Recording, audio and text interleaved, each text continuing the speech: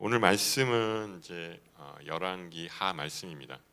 사실 얼마 전까지 저희가 열왕기 말씀을 한 4달 정도 계속 묵상을 했잖아요. 네, 그래서 아마 어느 정도 이렇게 맥락은 이제 알고 계실 텐데 오늘은 이제 그 중에 이 나만 장군 이야기를 하려고 합니다.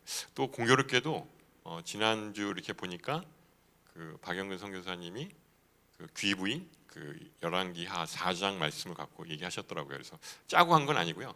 어떻게 이제 우연히 그렇게 이제 4장 말씀, 5장 말씀 이렇게 나누게 됐는데 뭐 나만 장군 이야기는 너무 잘 아시죠? 그래서 그냥 그런 얘기구나 했는데 나름대로 이렇게 묵상을 하니까 깊은 그런 또 은혜가 있어서 같이 나누려고 합니다. 이 나만 장군은 이 아람 나라 군대 장관이었습니다. 뭐 지금으로 따지면 국방부 장관이죠. 그 이제 아람 나라라고 하는 나라의 국방 장관으로 아마 거의 왕 다음으로 최고위직이 아니었을까.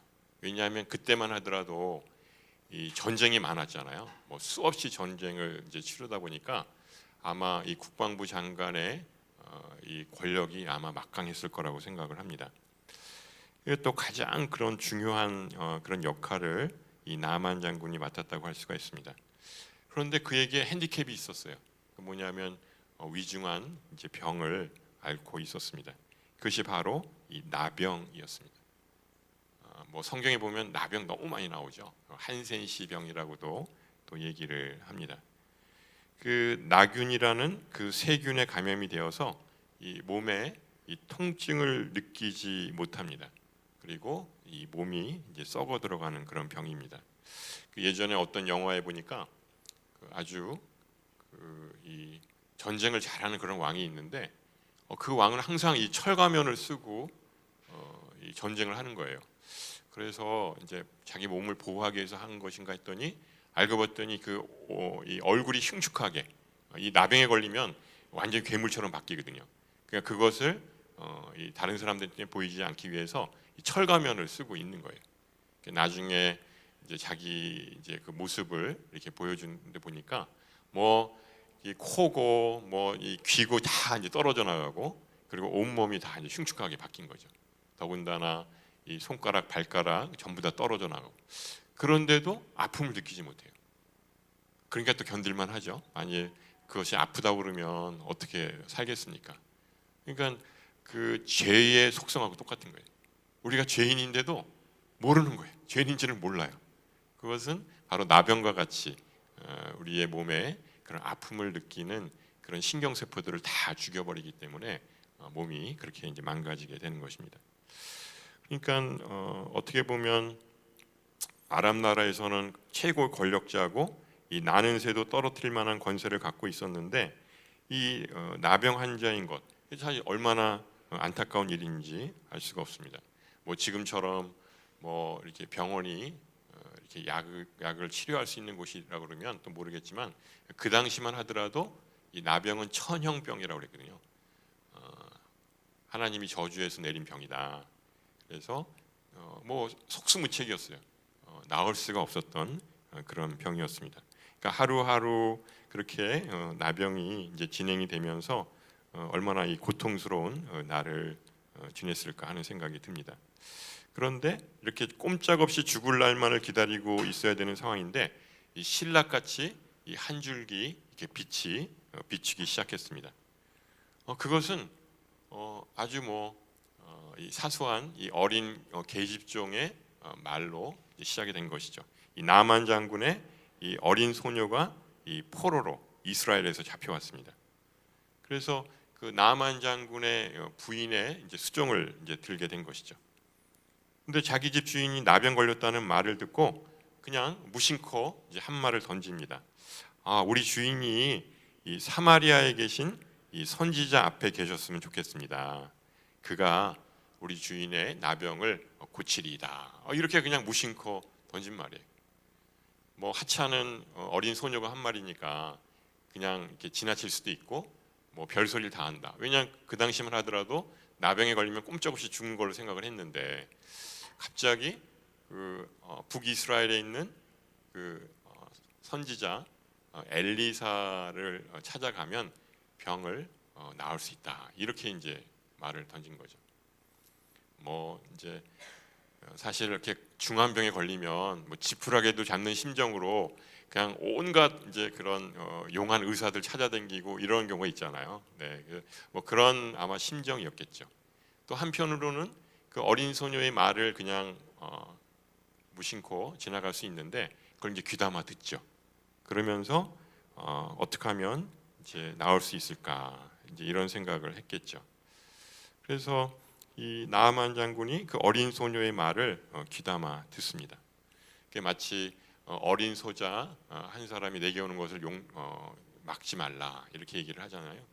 나보다 남을 낮게 여기고 그렇게 그 하찮은 사람들의 말을 잘 귀담아 듣는 것.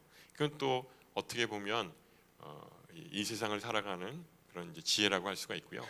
그래서 이제 경청이라고 하는 게 참 중요하다라고 하는 것을 알 수 있습니다. 그래서 항상 다른 사람들의 말을 잘 귀담아 들을 줄 알아야 하는 것이죠. 나아만에게는 또 이제 그런 장점이 있었던 것 같습니다. 이 북이스라엘과 아람은 사실 적대적 관계였습니다. 그런데 뭐 항상 이렇게 전쟁만 하는 것은 아니죠. 그 아하방 있잖아요. 아하방. 이 아하방이 이 아람 나라와 전쟁을 해서 거기서 죽습니다. 그러니까 무심코 그냥 화살을 쐈는데 그게 이제 맞아서 죽은 거예요. 그러니까 아하방도 그것을 알고 조심조심 했는데 변장을 하잖아요. 그럼에도 불구하고 이 하나님의 예정하심과 이제 섭리하심을 통해서 아합을 이제 죽이게 하시는 거죠. 근데 그때 싸웠던 나라가 아람이죠. 그러니까 뭐 맨날 티격태격하면서 싸웠던 관계였는데 또 그렇다고 항상 그런 건 아니고 또 그 서로 간에 또 이렇게 사이가 좋았던 때도 있었던 것 같습니다. 그러니까 나아만이 그 왕에게 이제 청원을 하죠. 보니까 그 이스라엘에 그 용한 선지자가 있다고 하는데 어떻게 할까요? 그러면서 이제 간청을 합니다. 그랬더니 그 왕이 그러면 당연히 그 선지자에게 가서 네 병을 고쳐야지. 그러면서 이제 이 추천서를 써주죠. 뭐 마음대로 이렇게 왕래할 수는 없었는데 왕이 부탁을 하면 또 아람 나라가 훨씬 더 센 나라였기 때문에 또 이스라엘이 안 들어줄 수가 없었던 그런 상황이었던 것 같습니다. 그래서 결국 이제 이 아람 그 왕에게 이제 결국 이 나아만 장군이 이제 북이스라엘로 이제 떠나게 되는 것을 보게 됩니다. 이 아람 왕의 편지를 받았던 그 이스라엘의 왕은 이제 난리가 났습니다. 왜냐하면 편지에 우리 그 국방부 장관이 지금 나병에 걸렸는데 좀 고쳐주시오. 이러면서 이제 단도직입적으로 편지를 썼거든요. 근데 그걸 보고 얼마나 황당했겠습니까? 뭐 자기가 하나님이 아닌데 어떻게 그 나병 환자의 병을 고칠 수 있는가 하면서 난감해진 것이죠. 그 자신에게 병을 고칠 수 있는 능력도 없는데 어떻게 하나 하면서 그 앞이 깜깜해질 수밖에 없습니다. 그러면서 너무 안타까운 마음에 옷을 찢습니다. 참 그때는 이제 그렇게 옷을 찢는 게 가장 이 안타까운 마음을 표현하는 방법이었던 것 같습니다. 그래서 내가 이 사람을 죽이고 살리는 사람이냐 하면서 어찌하여 사람을 내게로 보내서 그의 나병을 고치라 하느냐 이렇게 난감해하는 것을 보게 됩니다. 그래서 이제 선지자 엘리사가 그 북이스라엘 왕이 이제 옷을 찢었다는 이제 말을 이제 듣습니다.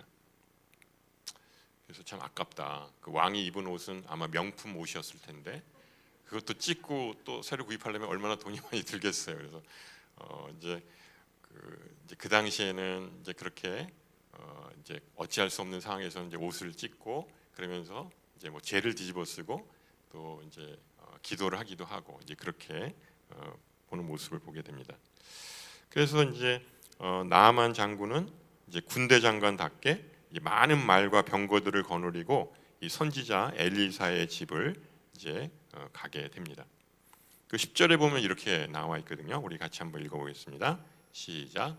엘리사는 심부름하는 사람을 집 밖으로 보내 나아만에게 말했습니다. 가서 요단강에서 몸을 7번 씻으시오. 그러면 당신의 피부가 회복돼 깨끗해질 것이요. 이 나만 장군이 그 엘리사 집 앞에 있을 때 이리 오너라 이렇게 이제 몇 번 얘기했겠죠. 그러면 누가 나와야 돼요? 엘리사가 나와야죠. 그 집주인이 나와야 되잖아요. 근데 집주인은 코빼기도 보이질 않고 이 시중 드는 종이 나와서 이렇게 메시지를 전합니다. 우리 주인이 얘기하시는데 그 요단강에 가서 몸을 7번 씻으라고 하십니다. 그러면 당신의 피부가 회복돼서 깨끗해질 것이요. 이렇게 했어요. 순종하면 되잖아요. 그래? 굉장히 쉽네. 가서 목욕만 하면 된다고 하니까 가면 되잖아요. 근데 누구죠? 군대 장관이. 어떻게 보면 아람 나라에선 최고의 권력자인데, 감히 내가 이렇게 그 엘리사한테 갔으면 엘리사가 버선발로 나와서 아이고 좀 잘 오셨습니다. 이러면서 영접을 해야 되는데 코빼기는 보이지 않고 맨 종이 나와서 대신 이렇게 말을 전하니까 굉장히 자존심이 상했던 거예요. 이럴 수가 있나?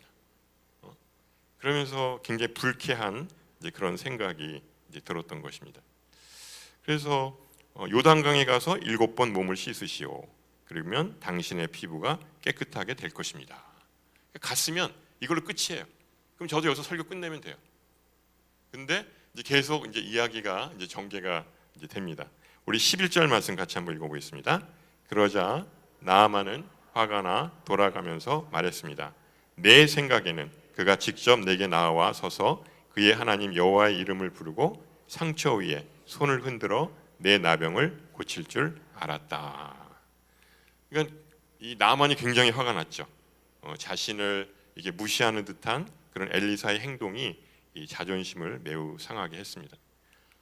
정작 오라고 해놓고 그리고 나서는 얼굴도 보여주지 않고 그냥 깨끗해 보이지 않는 요단강에 가서 그것도 한 번도 아니고 7번씩이나 목욕을 하라고 하니까 굉장히 기분이 좋지 않았습니다. 그래서 나아만이 자기 신하들에게 이렇게 얘기를 하죠. 야, 내 생각에는 그가 직접 내게 와서 하나님의 이름을 부르고 상처 위에 손을 흔들어 내 나병을 고칠 줄 알았다. 보니까 나아만 장군이 의사예요. 자기의 처방대로 하면 날 거라고 생각을 하는 거예요. 뭐 이렇게 얘기할 수 있죠. 어떻게 났냐면 주여 삼창을 외치는 겁니다. 그리고 그 상처부에다가 손을 흔들면서 주여 낫게 해주십시오. 모든 병마들 떠나가게 해주십시오. 이렇게 하면 병이 낫는다고 생각한 거예요. 저는 참 재밌다. 어떻게 보면 자기가 스스로 처방하고 이렇게 하면 병이 날 것이라 이렇게 생각을 했다고 하는 자체가 우리의 신앙생활의 모습과 똑같지 않은가 이런 생각을 했어요. 하나님 그냥 가만히 계십시오. 그냥 내 마음대로 내가 할 테니까 내가 하는 대로 그냥 가만히 계시면 됩니다. 나서지 마세요. 내 마음대로 하겠습니다. 혹시 우리의 신앙생활이 이렇지는 않은가 생각이 드는 거죠. 그래서 순종해야 된다고 하는 거 이게 우리가 말은 쉽지만 실제로 우리의 신앙생활에 있어서 굉장히 어려운 부분이구나. 왜냐하면 대부분은 오래 신앙생활을 하면 나름대로 이렇게 신앙생활하는 게 좋겠다라고 하는 자기 생각이 먼저 앞서지 하나님의 뜻에 순종하지 않는 것이죠. 나아만도 이제 그런 생각을 갖고 있었던 것 같습니다. 12절에 보면 이렇게 나와 있습니다. 우리 같이 한번 읽어보겠습니다. 다메섹에 있는 아바나 강과 바르발 강이 이스라엘의 강물보다 낫지 않느냐? 내가 거기서 씻고 깨끗해질 수 없었겠느냐? 그러고는 화가 나서 돌아가 버렸습니다. 이게 이제 불만을 쏟아놓죠. 아니 요단강 그거 보니까 뭐 평소에는 물도 잘 안 흐르고 비가 조금 와야 조금 흐르는 그런 개울과 같은 강인데 아니 거기보다 우리 아람에 보면 얼마나 멋진 강들이 많은데 바로 이 아바나강, 이 바르발강과 같은 강이 있는데 아니 이 더러운 물에 나보고 7번 씻으라고? 이게 기분 나쁘네. 그래서 그냥 기분 나빠. 그리고 자기 나라로 이제 돌아가겠다고 이렇게 말을 합니다. 이 자존심이 매우 상했고 또 너무 푸대접 받는 것에 대해서 화가 머리 꼭대기까지 났던 것입니다. 근데 이 나아만 장군에게는 이 훌륭한 부하들이 있었던 것 같아요. 그다음 우리 13절 말씀 같이 한번 읽어보겠습니다. 시작. 나아만의 종들이 그에게 와서 말했습니다. 내 아버지여, 만약 저 예언자가 당신께 엄청난 일을 하라고 했다면 하지 않으셨겠습니까? 하물며 그가 당신께 몸을 씻어 깨끗하게 되라고 말하는데 못할 까닭이 있습니까? 만약 그 부하들이 그냥 주눅이 들어서 이 권위에 눌려가지고 한 말도 못했다 그러면 그냥 이제 이걸로 끝나는 거예요. 그리고 나아만은 그냥 죽을 날만 기다리는 것이죠. 근데 그 훌륭한 부하들이 이제 간청을 합니다. 아니, 이거보다 더 힘든 일을 하라고 해도 해야 되지 않습니까? 그래야 목숨을 살릴 수가 있는데, 아니 요단강에 가서 7번 목욕하라고 그러는데 그게 뭐가 어렵습니까? 아이, 믿져야 본전이니까 혹시 속는생 치고 한번 해보십시오. 이렇게 그 부하가 간청을 합니다. 그러니까 나만 장군이 살을 수 있었던 것은 그 부하들, 훌륭한 부하들을 돕고 그 부하들이 목에 칼이 들어와도 할 말을 하는 그러한 모습을 볼 수가 있는 것이죠. 그래서 이제 생각해 보니까 맞는 말이거든요. 이 자존심만 세울 게 아니에요. 왜냐하면 자기가 죽게 생겼는데 지금 자존심이 문제입니까? 어떻게든 이제 살아야 한다고 하는 것이죠. 그래서 이제 14절 말씀, 이제 오늘 마지막 말씀인데 우리 같이 한번 읽어보겠습니다. 시작. 그러자 그는 하나님의 사람이 말한 대로 내려가 요단강에 7번 몸을 푹 담갔습니다. 그러자 그의 피부가 어린아이의 피부처럼 회복돼 깨끗해졌습니다. 놀라운 일이 생긴 거예요. 그래서 그 부하의 말을 듣고 이제 요단강에 이제 가서 이제 목욕을 이제 합니다. 1번, 2번, 3번, 4번, 시간 관계상 이제 넘어가고 이제 7번. 할렐루야! 아니 몸이 깨끗해진 거예요. 이 어린아이의 피부처럼 아주 깨끗하게 뽀송뽀송해진 거예요. 놀라운 일이죠. 물론 뭐 몇 번째에 이게 깨끗해졌는지 잘 모르지만 하여튼 7번까지 하라고 그러니까 7번까지 이제 순종했던 것 같습니다. 그러니까 놀라운 기적이 일어난 것이죠. 도저히 상상할 수 없는 그런 일들이 일어난 것입니다. 이걸로 끝나야 되잖아요. 근데 이제 지금부터 시작입니다. 이 스토리를 갖고 이제 우리가 깊이 묵상을 하면 이제 이런 생각이 이제 듭니다. 이때 나아만의 머리에는 어떤 생각이 들었을까요? 나만의 생각으로 한번 들어가 봅시다. 그러면 정말 이 엘리사가 대단한 사람이야. 정말 그 사람 말대로 했더니 정말 이 나병이 깨끗이 나아버렸네. 이 엘리사를 정말 이 선지자 중에 선지자, 내가 정말 이 숭배했겠구나. 이게 이제 사람에게 의지할 수도 있는 그런 경우죠. 두 번째는 또 이렇게도 생각할 수 있죠. 정말 하나님은 대단하신 분이구나. 이 엘리사를 세우신 그 하나님은 정말 놀라우신 분이구나 하면서 이 하나님의 능력을 찬양할 수도 있는 것이죠. 어느 쪽이었을까요? 첫 번째, 두 번째? 아마 두 번째겠죠. 근데 그 근거가 나와 있습니다. 오늘 읽지는 않았지만 15절에 보면 이렇게 나와 있죠. 우리 같이 한번 읽어보겠습니다. 내게 이스라엘 외에는 온 천하에 신이 없는 줄을 아나이다. 그러니까 하나님 외에 다른 신이 없다. 그러니까 엘리사가 자기의 모습을 드러내지 않았던 것은 바로 하나님의 영광을 드러내기 위해서 비록 나아만이 불쾌하고 자존심이 상했지만 얼굴을 보여주지 않은 것입니다.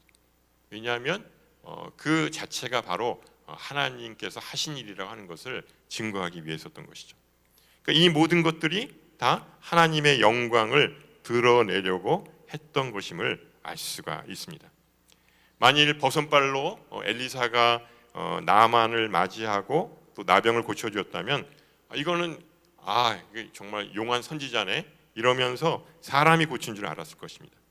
그리고 하나님의 영광을 드러내지 못했을 것입니다. 요단강의 그 물의 수질이 바로 이 아바나강, 이 바르발강, 이 아람에 있는 수질보다 나아서 나아만의 나병을 낫게 한 것이 아니죠.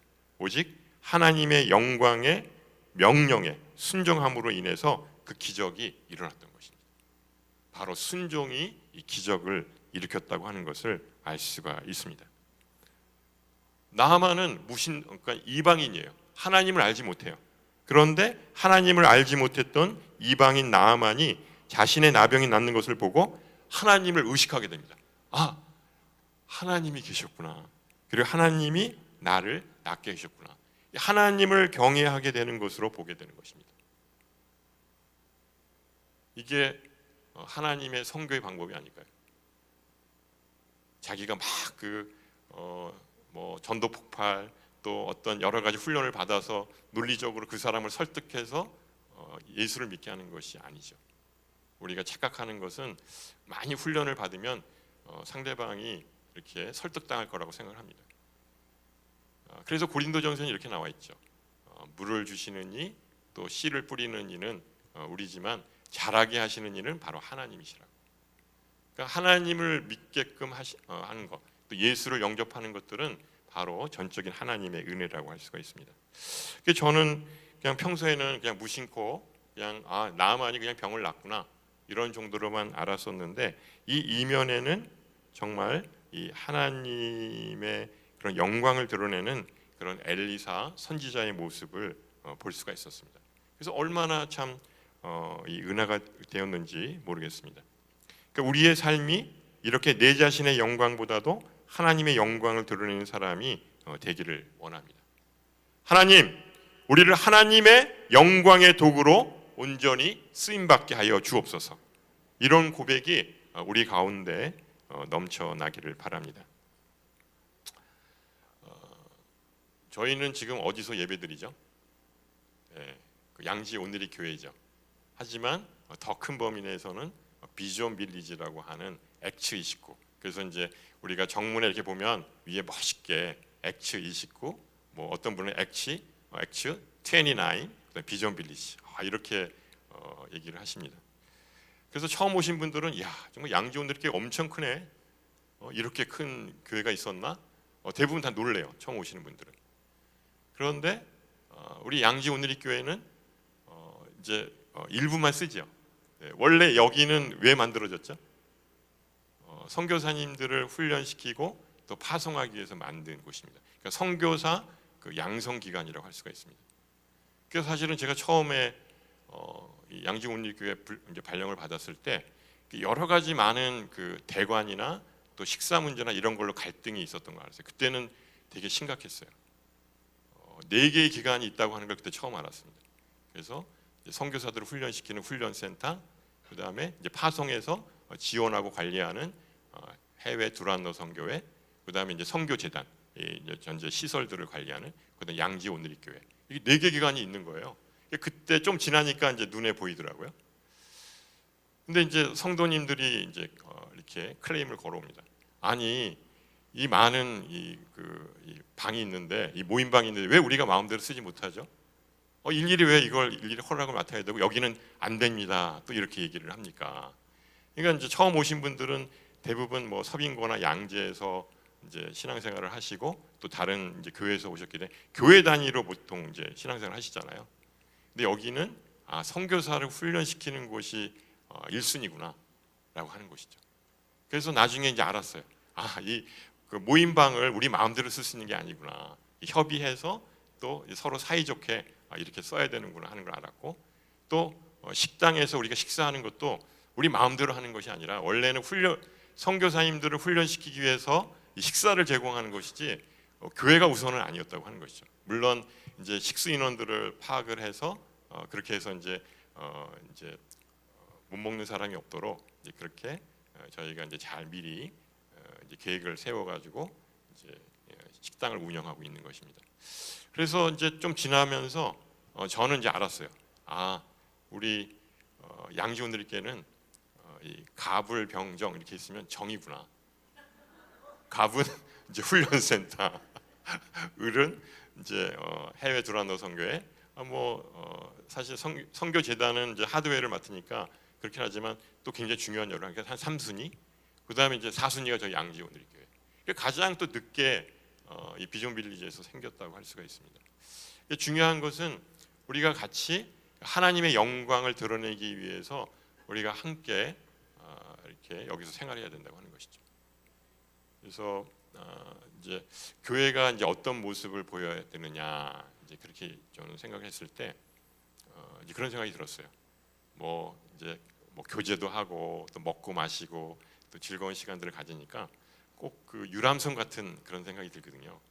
선교 단체들이 항상 교회를 공격했던 이유가 뭐냐면, 야 너희들은 이렇게 훈련도 제대로 안 받고 마지막 때에 정말 정신 차려서 기도하고 그렇게 훈련 받아야 되지 않느냐. 이 훈련 단체들이 생각했던 생각이에요. 지금은 이제 많이 틀려졌지만, 그래서 이 훈련 단체에 있던 사람들이 교회를 잘 안 나왔어요. 왜냐하면 너무 한심했거든요. 근데 제가 생각하기에는 유람선이 아니라 군함이 돼야 된다는 거죠. 유람선은 그 몇몇 사람들만 열심히 이 배를 운영하면 배가 가지만, 이 군함은 아시지만 누구나 다 역할이 있어요. 그 역할들을 하지 않으면 그 군함이 제대로 그 역할을 수행할 수 없는 것이죠. 그래서 오히려 지금은 교회가 바로 이런 군함과 같은 그런 역할을 해야 된다라는 생각을 갖게 됩니다. 그래서 우리가 매주 매일 이렇게 시안홀에서 이제 새벽 기도를 하지만, 거기는 원래 시안 예배라고 해서 선교사들을 위해서 이제 중보하는 곳입니다. 그래서 24시간 개방이 돼 있어요.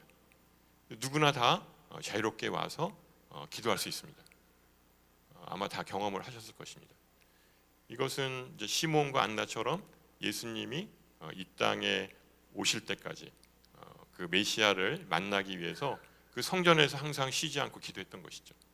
우리도 마찬가지로 주님이 다시 이 땅에 오시겠다고, 재림하시겠다고 약속하셨기 때문에 이 시안홀에서 우리가 쉬지 않고 기도하는 것이죠.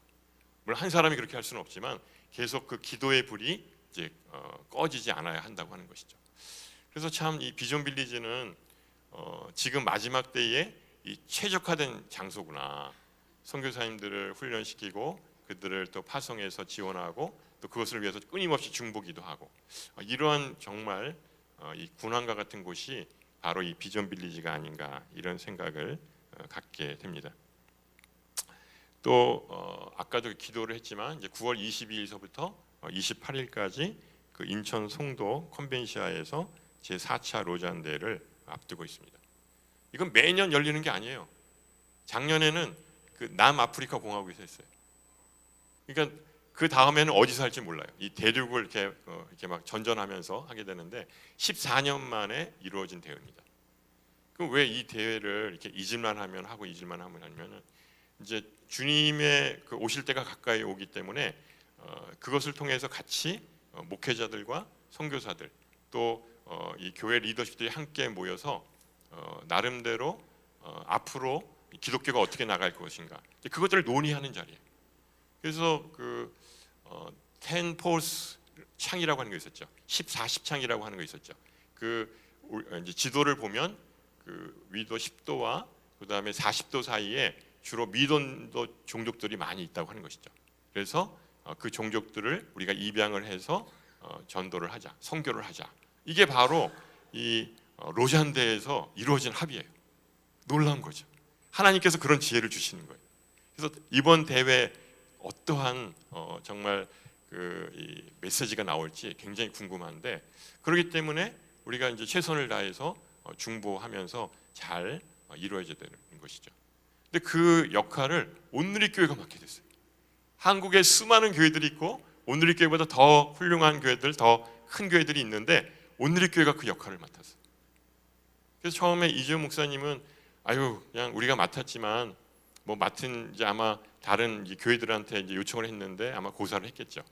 그래서 그냥 조그맣게 합시다라고 했는데 이번에 모여드는 인원이 무려 7,000명입니다. 그러니까 5,000명의 이제 참가자들이 있고 또 1,600명 정도 진행 요원들이 있고 또 온라인으로 하면은 한 5,000명, 그러니까 10,000명이 넘는 그런 대회예요. 그러니까 이제 그만큼 이제 기대하고 이제 소망하는 게 많다고 하는 것이죠. 그래서 우리도 이제 9월 26일 날 이제 그 인천 온누리교회 가서 이제 중보기도를 하죠. 거기서 한 10분 거리니까 또 궁금하시면 또 거기 가셔서 한번 구경도 하실 수가 있고 또 같이 참여하실 수가 있습니다. 아마 우리 평생에 한 번 경험할까 말까 하는 이제 그런 대회라고 할 수가 있습니다. 그래서 우리가 다 모든 걸 내려놓고 로잔대를 위해서 기도해야 됩니다. 우리 한 사람의 기도가 중요한 것이죠. 기도 없는 한 민족보다 기도하는 한 사람이 바로 나라를 살릴 수가 있다고 하는 것이죠. 그래서 이번 로잔대회는 우리의 기도에 달려 있다, 이런 생각을 갖고요. 그래서 우리가 간절히 이따가 또 기도할 텐데 기도했으면 좋겠습니다. 또 그 지난 1학기 때 그 바울로부터라고 하는 우리가 그 동영상 영상을 한 10편에 걸쳐서 봤습니다. 얼마나 정말 은혜가 되고 사도 바울이 그냥 성경에 나와 있는 평면적인 이제 그런 모습이 아니라 정말 입체적인 모습으로 정말 죽을 고생을 하면서 복음을 전했구나라고 하는 것을 알게 됐고요. 또 이번에 그래서 이제 비전 트립도 이렇게 있는 것 같습니다. 그래서 혹시 돈이 있으시거나 또 시간이 여유가 있으시면 이 비전 트립에도 참여하시면 그 아마 생생하게 또 경험을 하시지 않을까, 이런 생각 같습니다. 근데 그때 제가 이제 느꼈던 것은 도대체 사도 바울이 왜 저렇게 고생을 하면서 이렇게 땅 끝까지 복음을 전하려고 했을까? 만일 저에게 그 사람들이 막 돌을 던져서 이 배반자라고 하면서 그 사도 바울을 죽이려고 하잖아요. 그래서 진짜 돌에 맞아서 죽은 줄 알고 그냥 이 쓰레기장에다 버렸는데 나중에 보니까 다시 살아났어요. 그러면 난 다시는 못해. 그리고 돌아갈 줄 알았는데 그냥 툭툭 털고 그리고 다시 그 길을 가는 거예요. 이게 사람이 할 짓인가? 그런 생각도 들고, 도대체 사도 바울은 왜 저렇게 선교의 목숨을 걸었을까? 이런 생각을 해봤습니다. 근데 제가 그 다큐멘터리를 보고 또 사도행전을 읽으면서 생각했던 것은 뭐냐면, 사도 바울 입장에서는 땅 끝까지 복음을 전해야지만 예수님이 오신다고 생각했던 거예요. 성경에 그렇게 나와 있거든요. 마지막 때에 바로 땅 끝까지 복음이 전했을 때 내가 다시 이 땅에 오리라. 그러니까 그 주님을 빨리 만나기 위해서 어떻게든 복음을 전해야 되는 거예요. 땅 끝까지 복음을 전하는 게 바로 이 사도 바울의 미션이고 사명이었던 것이죠. 그래서 참 사도 바울은 행복했던 사람이다. 저렇게 평생 일생을 목표를 갖고 저렇게 정진을 했다고 하는 것, 그것은 어떠한 고난과 어려움이 있다 할지라도 하나님이 항상 함께 하시고 또 그 길을 가게 하시고, 그러면서 정말 지금 우리가 이렇게 예수 믿는 것도 다 그런 이 고생의 덕분이 아닌가, 이런 생각을 합니다. 그래서 정말 우리가 이렇게 정말 모든 것을 걸만한 그런 사명과 목표, 그거를 우리가 갖기를 원합니다. 그래서 하나님의 영광을 드러내는 그런 인생이 되기를 원합니다. 이 양지 공동체에서 각기 맡은 사명과 역할을 감당할 때 하나님께서 우리의 모습을 보고 매우 기뻐하실 줄로 믿습니다. 성경에 보면 그렇게 나와 있어요. 부르심과 은사에는 후회하심이 없다. 우리를 여기 왜 부르셨죠? 왜 이 자리에 모여서 우리가 예배드리죠? 그것은 하나님이 우리에게 사명을 주셨기 때문에 그 부르심에 우리가 응답하는 것이죠. 그래서 구체적으로 아주 확실하게 그런 부르심에 대한 사명이 있으신 분도 있고, 또 아직은 좀 희미하지만 하나님께서 반드시 또 그분에게 어떤 사명을 주실 줄로 믿습니다. 그래서 그 부르심과 은사에는 후회하심이 없다고 하는 것을 명심하시기 바랍니다. 그래서 우리 모두는 함께 주님의 한 몸을 이루는 그런 예수님의 제자들입니다. 우리 모두가 오직 주님의 한 몸을 이루어서 하나님의 영광을 드러내는 그런 영광의 도구로 사용되시기를 주님의 이름으로 축원합니다. 네, 우리 이 시간 우리 함께 찬양하며 나아갔으면 좋겠는데요.